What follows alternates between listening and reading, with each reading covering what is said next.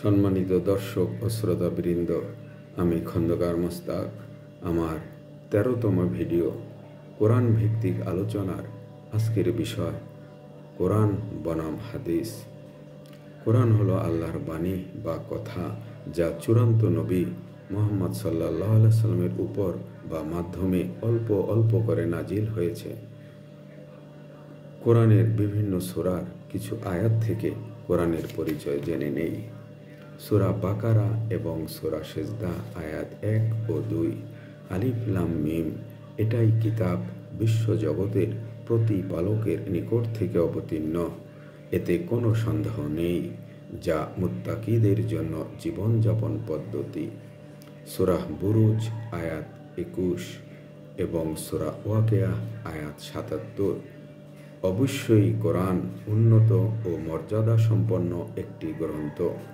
সূরা আত-তারিক আয়াত ১৩-১৪। নিশ্চয়ই এই কোরআন সত্য মিথ্যার পার্থক্যকারী, এটা কোনো তামাশা হাসি ঠাট্টার বস্তু নয়। সূরা হুদ আয়াত ১।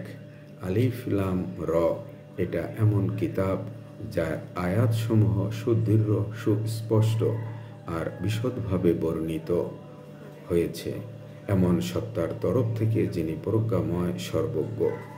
সূরা হাক্কা আয়াত ৪০-৪৩।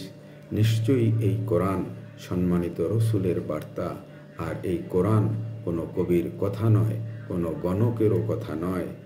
এই কোরআন বিশ্ব জগতের প্রতিপালকের নিকট থেকে অবতীর্ণ। সম্মানিত ভাই ও বোনেরা, এবার হাদিস কাকে বলে কোরআনের কিছু আয়াত থেকে জেনে নেই। হাদিস নবী মুহাম্মদ সাল্লাল্লাহু আলাইহি ওয়াসাল্লামের কোনো মন গড়া কথা বা বক্তব্য বা বাণী নয়। সূরা নজম আয়াত ৩ ও ৪। তিনি ওহী ব্যতীত মন গড়া কোনো কথা, কোনো বক্তব্য বা হাদিস বলেন না। যদি বলতেন। সূরা হাক্কা আয়াত ৪৪, ৪৫, ৪৬।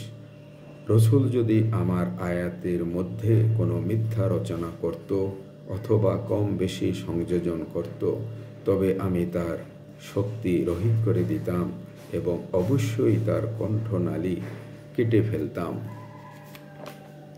সূরা জুমার আয়াত ২৩। আল্লাহ অতি উত্তম হাদিস বা বাণী নাজিল করেছেন, তা এমন কিতাব যা বারবার বর্ণিত হয় এবং তা সুসামঞ্জস্যপূর্ণ। সূরা জাসিয়া আয়াত ৬। এগুলো আল্লাহর আয়াত, যেগুলো আমি তোমার কাছে সত্য সহ পাঠিয়েছি, তবে তারা কোন আয়াতে বা হাদিসে বিশ্বাস করবে? সূরা তুর আয়াত ৩৪-৩৫।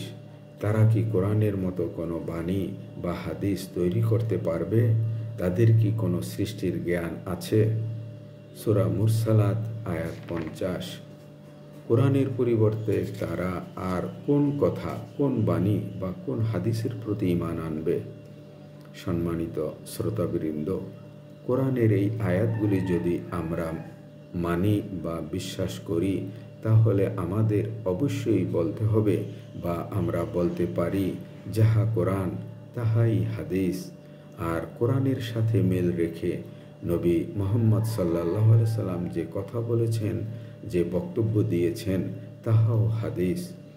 হাদিসের বৈশিষ্ট্য হলো কোরআনে যে বক্তব্য আছে ঠিক সেই বক্তব্যের হুবহু ব্যাখ্যা, যা নবী মুহাম্মদ সাল্লাল্লাহু আলাইহি ওয়াসাল্লাম তার হিকমত বা চূড়ান্ত জ্ঞান দ্বারা ব্যক্ত করেছেন।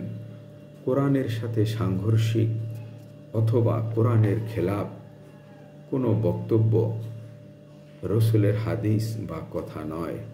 কিন্তু বর্তমানে মুসলিম সমাজ কোরআন বুঝে না পড়ার কারণে, কোরআন নিয়ে গবেষণা না করার কারণে, কোরআন নিয়ে চিন্তা ভাবনা বিচার বিশ্লেষণ না করার কারণে এবং ইসলামী পণ্ডিতেরা তাদের বিশ্ববিদ্যালয়ের ডিগ্রি মূল্যহীন হওয়ার ভয়ে কোরআনের সাথে সাংঘর্ষিক কথা বা হাদিসগুলিকে বেশি মান্য করছেন, প্রাধান্য দিচ্ছেন এবং রসুলের নামে প্রচার করছেন। এই প্রসঙ্গে আমি একটি চরম মিথ্যা হাদিস বা কথা নিয়ে সংক্ষিপ্ত আলোচনা করব, যে হাদিস মুসলিম বিশ্বকে বিভক্ত করে রেখেছে, যে কথার কারণে মুসলিম বিশ্ব অসংখ্য যুদ্ধ বিগ্রহে লিপ্ত হয়েছিল এবং লক্ষ লক্ষ লোকের প্রাণহানি হয়েছিল।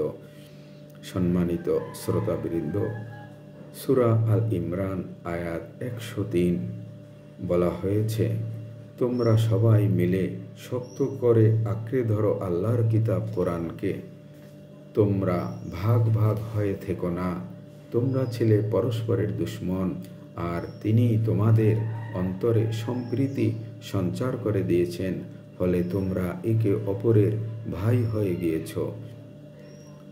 এই আয়াতের সাথে মিল রেখে নবী মুহাম্মদ সাল্লাল্লাহু আলাইহি সাল্লাম তার জীবনের বিদায় ভাষণে প্রায় লক্ষাধিক সাহাবীর সামনে বলেছেন, আমি তোমাদের মাঝে এমন এক জিনিস বা বস্তু রেখে যাচ্ছি, যা শক্ত করে ধরে রাখলে, যা মেনে চললে তোমরা কখনো ক্ষতিগ্রস্ত হবে না বা পথহারা হবে না। তা হলো আল্লাহর কিতাব আল কোরআন। সম্মানিত ভাই বোনেরা, কোরআনের এই আয়াত এবং নবীর বক্তব্যকে অগ্রাহ্য করে বিভিন্ন মুসলিম দেশের ধর্মীয় পণ্ডিতদের একদল পণ্ডিত কোরআনের সাথে সুন্নত যোগ করে দিয়েছেন। এরা হলো সুন্নি মুসলমান। এদের দেশ হলো ভারত, পাকিস্তান, বাংলাদেশ সহ আরও অনেক। আরেক দল পণ্ডিত কোরআনের সাথে হাদিস যোগ করে দিয়েছেন। এরা হলো সালাফি মুসলমান। এদের দেশ হলো সৌদি আরব সহ অন্যান্য আরব দেশ। আরেক দল পণ্ডিত কোরআনের সাথে আহলে বায়াত যোগ করে দিয়েছেন। তারা হলো শিয়া মুসলমান, আর এদের দেশ হলো Iran, Iraq, Azerbaijan, Bahrain, Lebanon ইত্যাদি ইত্যাদি। এই একটি মিথ্যা হাদিস যা রসুলের নামে এখনও প্রচারিত হচ্ছে, যা মুসলমান, শিয়া, সুন্নি, সালাফি সহ অসংখ্য দল ও উপদলে বিভক্তির প্রধান কারণ। সম্মানিত শ্রোতাবৃন্দ, আল্লাহর অথবা কোরআনের কিংবা রসুলের পথ একটাই, একাধিক নয়। অতএব অনুসরণ কেবল একটি পথেরই করতে হবে, তা হলো আল্লাহর কিতাব আল কোরআন। আর এটাই হলো মুসলিম উম্মার ঐক্যের ভিত্তি। পরিশেষে সকল ধর্মীয় পণ্ডিতদের কাছে অনুরোধ, ধর্মের ব্যাপারে অতিরিক্ত কথা না বলে, নবীর নামে মিথ্যা কথা না বলে সঠিক বক্তব্য বলুন, কোরআনে যা আছে ঠিক সেভাবেই বলুন এবং বিভক্ত মুসলিম বিশ্বকে ঐক্যবদ্ধ করতে চেষ্টা করুন।